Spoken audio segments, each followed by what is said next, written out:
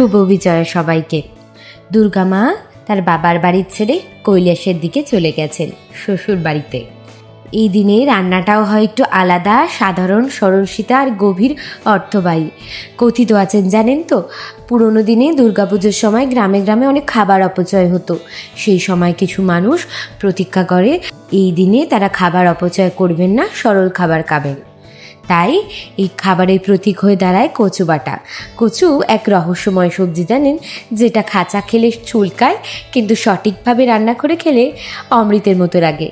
রান্নাঘর দিয়ে ঝিরিঝিরি বৃষ্টি পড়ছে, সাথে হাঁড়িতে ভাত ফুটছে, পাশে শিলনোড়ায় মা কচু, কাঁচা লঙ্কা, সর্ষে, একটু লবণ দিয়ে ধীরে ধীরে বাটছে। সারা রান্নাঘর কচু বাটার গন্ধে ভরে উঠেছে। উপর দিয়ে সর্ষের তেলের গন্ধ, একটু ঝাঁঝালো জানি, একটু কটু জানি, আবার তৃপ্তিও। ধোয়া ওটা ভাতের সাথে মিশে খেলে অমৃতের মতো লাগে।